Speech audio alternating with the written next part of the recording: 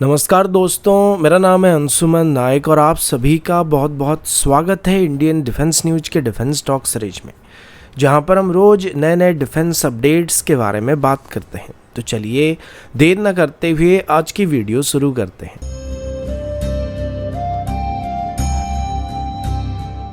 आज की पहली update multi role combat aircraft की टेंडर को लेकर है और अभी मल्टी रोल कॉम्बैट एयरक्राफ्ट की टेंडर में एक बहुत ही बड़ी बदलाव करने की बात सामने आया है।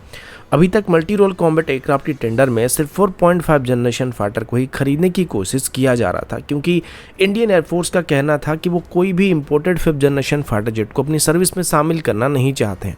जिस वजह से रशिया की तरफ से बार बार ऑफर किए जाने के बाद भी इसमें Su-57 या Su-75 जैसे एयरक्राफ्ट को कंसिडर नहीं किया जा रहा था। लेकिन अभी पहली बार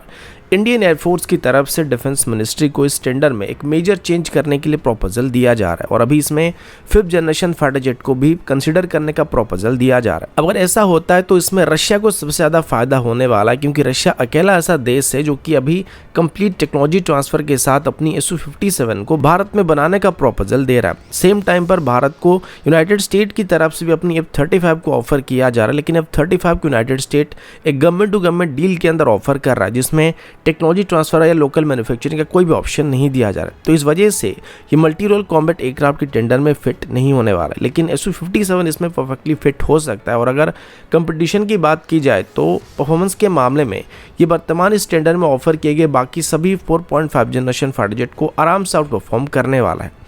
और HAL की Su-30 MKI मैन्युफैक्चरिंग फैसिलिटी में इसे बनाया भी जा सकता है। इस वजह से हमारी इंफ्रास्ट्रक्चर डेवलपमेंट कॉस्ट यहाँ पे काफ़ी हद तक रिड्यूस होने की उम्मीद किया जा रहा है। और अगर मल्टी रोल कॉम्बैट एयरक्राफ्ट की टेंडर में Su-57 सिलेक्ट किया जाता है तो ये इंडियन एयरफोर्स की एयर सुपेरियरिटी कैपेबिलिटी को कई गुना तक बेहतर करने की उम्मीद किया जा रहा है। अगला अपडेट भारत की stealth wing flying test bed यानी कि स्विफ्ट UCAV की तरफ से है। इनिशियली इसे घातक UCAV का एक स्केल डाउन टेक्नोलॉजी डेमोन्स्ट्रेटर के रूप में डेवलप करने का प्लान किया गया था, लेकिन अभी इसे एक फुल स्केल की UAV के तौर पर डेवलप करने का प्रपोजल दिया जा रहा है। स्विफ्ट का पहला फ्लाइट 1 जुलाई 2022 को aeronautical test range Chitradurga Karnataka में सफलतापूर्वक कंडक्ट किया गया था। अभी तक इसमें Russian origin Saturn 36 MT turbofan engine का इस्तेमाल किया जा रहा था और अभी तक किए गए टेस्ट के दौरान इसकी ऑटो टेक ऑफ और landing, way point navigation, high speed flight parameter जैसे और भी कुछ पैरामीटर को टेस्ट किया जा चुका है। इनिशियली इसको जब एक टेक्नोलॉजी डेमोन्स्ट्रेटर के रूप में डेवलप करने का प्लान किया गया था तो सारे टेक्नोलॉजी वैलिडेट करने के बाद इसका काम पूरा होने वाला था, लेकिन अभी इसे एक डिप्लॉयबल प्लेटफॉर्म के रूप में कन्वर्ट करने का प्लान किया जा रहा है, जिसमें इसको एक स्मॉल साइज की कॉम्बैट UCAV के तौर पर इस्तेमाल किया जाएगा। प्रोग्राम के अगले फेज में स्विफ्ट के डिजाइन में कुछ मॉडिफिकेशन करने की बात की गई है। पहले इसमें राउंडेड हुडेड रियर डिजाइन था, लेकिन नए इटरेशन में इसमें एरोडायनामिक और RCS को बेटर बनाने के लिए U-shape एयर इंटेक्स और स्ट्रीमलाइन एग्जॉस्ट का डिजाइन किया जाएगा। आने वाले समय में स्टेल्थ कैरेक्टरिस्टिक को ऑप्टिमाइज करने के लिए इंडिजिनस रडार, ऑब्जर्विंग मटेरियल्स और कोटिंग का भी इसमें इस्तेमाल किया जाने वाला है। DRDO के सोर्सेज के मुताबिक स्टेल्थ प्रॉपर्टीज में 70% कंट्रीब्यूशन जो होता है वो सेब का होता है, 30% मेटल का होता है और इसी वजह से अभी नए रिफाइनमेंट का फोकस इन्हीं एरिया पर करने का प्लान किया जा रहा है। फ्यूचर में इसकी प्रोपल्शन सिस्टम को भी एक इंडिजिनस प्रोपल्शन सिस्टम से रिप्लेस करने का प्लान किया जा रहा है और इसमें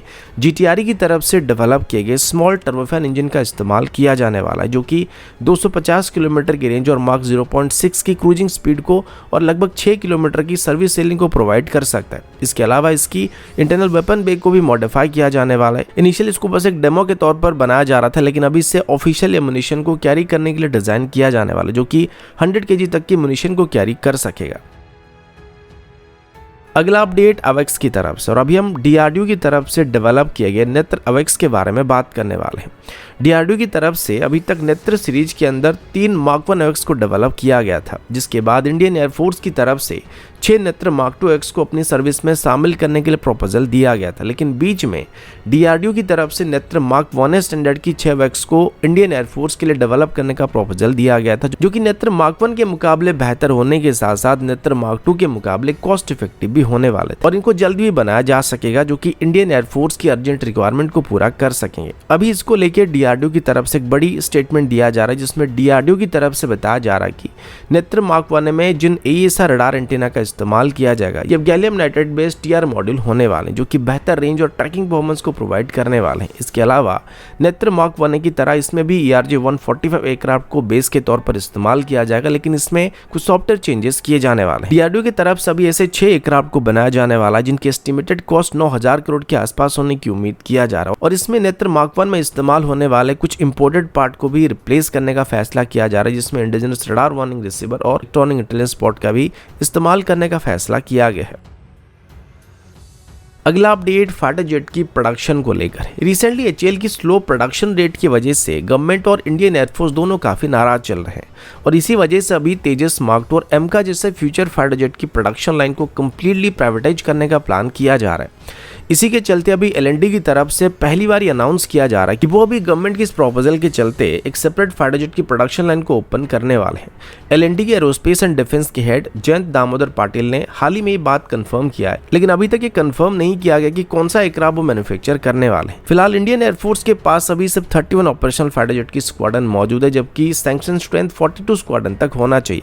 वर्तमान इंडियन एयरफोर्स के पास लगभग 200 के आसपास फाइटर जेट की कमी है, और अभी MiG-21 और जगुआर जैसे एयरक्राफ्ट आने वाले 3 से 5 साल में कंप्लीट रिटायर होने वाले, जो आगे चल के और भी बड़ा क्राइसिस को क्रिएट करने वाला है। इसी वजह से इंडियन एयरफोर्स को अगले 10 से 15 सालों में लगभग 450 से ज्यादा नए फाइटर जेट की जरूरत पड़ने वाली, और HAL की करंट प्रोडक्शन रेट के साथ इनको हासिल करना संभव नहीं हो सकता। अगर L&T यहाँ पर इंडिजिनस फाइटर जेट की प्रोडक्शन लाइन को सेटअप करता है तो सबसे लॉजिकल चॉइस तेजस मार्क 1 और फ्यूचर में तेजस मार्क 2 हो सकता है। इंडियन एयरफोर्स ने अब तक 180 तेजस मार्क 1 जेट्स को ऑर्डर किया है, जिनकी डिलीवरी 2025 से स्टार्ट होकर 2032 तक कंप्लीट होने का उम्मीद किया जा रहा था, और तेजस मार्क 2 का प्रोडक्शन 2030 के बाद स्टार्ट होने का प्लान किया गया। और अभी इंडियन एयरफोर्स में 300 के आसपास तेजस मार्क 2 को इंडक्ट करने का प्लान किया गया, जिस वजह से अकेले HAL इन सबको डिलीवर करने में काफी समय लेने वाला है। तो अभी L&T जैसी प्राइवेट सेक्टर कंपनी का सेक्टर में एंटर करना भारत की एरोस्पेस सेक्टर के लिए बहुत बड़ा बूस्ट हो सकता है, लेकिन इसमें HAL की तरफ से भी L&T को मदद करना काफी जरूरी होने वाला है, क्योंकि इनिशियल L&T को एक स्किल्ड मैन पावर को डेवलप करने में और फाइटर जेट की प्रोडक्शन के एक्सपीरियंस को हासिल करने में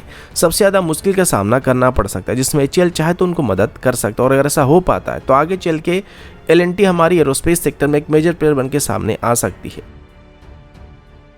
अगला अपडेट मिट्योर मिसाइल को लेकर है। मिट्योर मिसाइल को दुनिया की सबसे खतरनाक VVR मिसाइल कहा जाता है। आज तक इसकी एक्चुअल रेंज को पब्लिक नहीं किया गया। इसकी सबसे बड़ी पॉजिटिव पॉइंट इसकी रैमजेट प्रोपल्सन सिस्टम है, जो इसे 60 किलोमीटर से भी ज्यादा की नो एस्केप जोन को प्रोवाइड करता है। अभी के लिए इंडियन एयरफोर्स के रफाल में इसका इस्तेमाल किया जा सकता है, लेकिन पिछले कई सालों से भारत फ्रांस के साथ मिट्योर मिसाइल को अपनी बाकी इंडिजिनस एयरक्राफ्ट के साथ भी इंटीग्रेट करने के बारे में बातचीत कर रहा था, लेकिन इनिशियली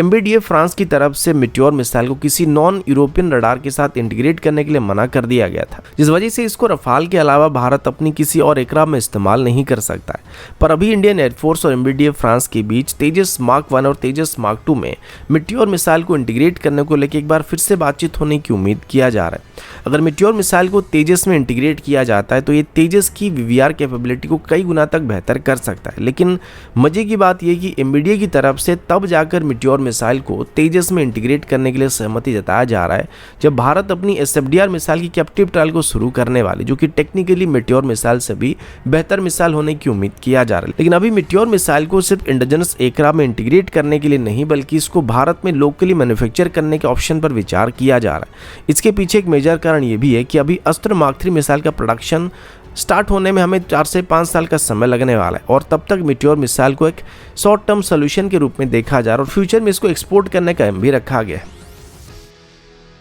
अगला अपडेट डायरेक्ट एनर्जी वेपन की तरफ से है। DRDO की तरफ से भी एक बहुत ही बड़ी सफलता हासिल किया गया है, जिसमें centre for high energy system and science ने यह बात अनाउंस किया कि 5 किलोवाट क्लास की कंटिन्यूअस वेव फाइबर लेजर का इनिशियल ट्रायल सफलतापूर्वक कंप्लीट हो चुका है, और अब ये सिस्टम प्रोडक्शन फेज में एंटर करने वाला है। इस ब्रेक थ्रू के साथ भारत का डायरेक्ट एनर्जी वेपन प्रोग्राम एक नए लेवल पर पहुंच रहा है। कोची बेस्ड एसोवर टेक्नोलॉजीज को इन एडवांस सिस्टम की मैन्युफैक्चरिंग के लिए प्राइम कैंडिडेट के रूप में सेलेक्ट किया गया है। ये 5 kilowatt continuous wave fibre laser एक कॉम्पैक्ट और high power direct energy system है, जो सस्टेनेबल और कंटिन्यूअस पावर आउटपुट को प्रोवाइड कर सकता है। ये लेजर एरियल थ्रेट को लॉन्ग रेंज पर ही एंगेज और न्यूट्रलाइज करने की कैपेबिलिटी रखता है, और ट्रेडिशनल काइनेटिक वेपन्स का एक साइलेंट, प्रिसाइज और यूजेबल अल्टरनेटिव बन सकता है। रिगोरियस टेस्टिंग के बाद इस लेजर सिस्टम ने पावर आउटपुट, बीम स्टेबिलिटी और ऑपरेशनल एफिशिएंसी में काफ़ी अच्छे रिजल्ट प्रोवाइड किए हैं और अब ये मास प्रोडक्शन में एंटर करने वाला है। SFO टेक्नोलॉजी जो कि फोटोनिक्स और हाईटेक ऑप्टिकल सिस्टम में एक्सपर्टीज रखता है, इस प्रोजेक्ट का एक मेजर मैन्युफैक्चर बनने वाला है।